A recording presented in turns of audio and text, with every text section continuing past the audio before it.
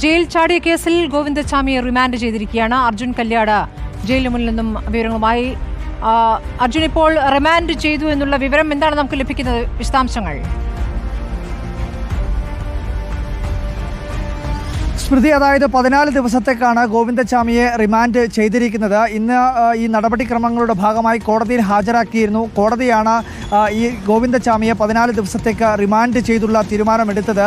അതിനുശേഷം കണ്ണൂർ സെൻട്രൽ ജയിലിൽ തന്നെയാണ് ഇപ്പോൾ ഗോവിന്ദച്ചാമിയെ പാർപ്പിച്ചിരിക്കുന്നത്. അതായത് ഈ കേസുമായി ബന്ധപ്പെട്ടുകൊണ്ട് ഇനി മറ്റൊരു ജയിലിലേക്ക് ഗോവിന്ദച്ചാമിയെ മാറ്റണമെങ്കിൽ സ്വാഭാവികമായും അതിൽ തീരുമാനമെടുക്കേണ്ടത് ജയിൽ വകുപ്പാണ്. പ്രത്യേകിച്ച് കണ്ണൂർ സെൻട്രൽ ജയിലിലെ സൂപ്രണ്ടാണ്. സൂപ്രണ്ട് ഇതുമായി ബന്ധപ്പെട്ടുകൊണ്ടുള്ള സുരക്ഷാ കാര്യങ്ങളൊക്കെ ചൂണ്ടിക്കാണിച്ചുകൊണ്ട് ജയിൽ DGP ഉൾപ്പെടെയുള്ളവരോട് സംസാരിക്കേണ്ടതുണ്ട്. അങ്ങനെ സംസാരിച്ചതിന് ശേഷമായിരിക്കും മറ്റൊരു ജയിലിലേക്ക് മാറ്റുന്നതിന് വേണ്ടിയിട്ടുള്ള തീരുമാനം ഉണ്ടാവുക എന്നുള്ളതാണ് മനസ്സിലാക്കുന്നത്. പക്ഷേ ഇപ്പോൾ തന്നെ അതിനകത്ത് ഒരു തീരുമാനം എടുത്തിട്ടുണ്ട്. അതായത് ജയിൽ DGP തന്നെ അത്തരത്തിൽ ഇവിടെ നിന്നും ഗോവിന്ദച്ചാമിയെ മറ്റൊരു ജയിലിലേക്ക് മാറ്റുന്നതിന് വേണ്ടിയിട്ടുള്ള തീരുമാനം എടുത്തിട്ടുണ്ട് എന്നുള്ള കാര്യം കൂടി മനസ്സിലാക്കുന്നു. വിയൂരിലേക്കായിരിക്കും മാറ്റുക എന്നുള്ള കാര്യം കൂടി വളരെ പ്രധാനപ്പെട്ടതാണ്. നാളെ ഒരുപക്ഷേ കണ്ണൂർ സെൻട്രൽ ജയിലിൽ നിന്നും ഈ ഒരു പ്രത്യേക സാഹചര്യം കണക്കിലെടുത്തുകൊണ്ട് വിയൂർ സെൻട്രൽ ജയിലിലേക്ക് മാറ്റാനുള്ള സാധ്യതയാണ് നമ്മൾ കാണുന്നത്.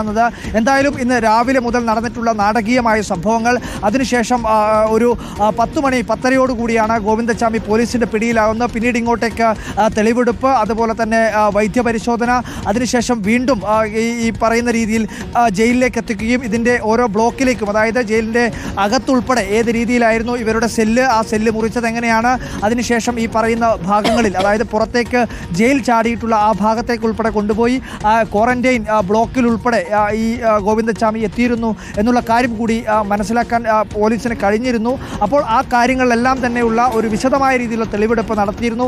അതിനുശേഷമാണ് റിമാൻഡ് റിപ്പോർട്ട് ഉൾപ്പെടെ തയ്യാറാക്കി കോടതിയിൽ ഹാജരാക്കിയത്. ആ കോടതിയാണ് ഇപ്പോൾ 14 ദിവസത്തേക്ക് ഗോവിന്ദച്ചാമിയെ റിമാൻഡ് ചെയ്തു എന്നുള്ള ഏറ്റവും പുതിയ വിവരമാണ് ഇപ്പോൾ അർജുൻ കല്യാട് നൽകിയത്.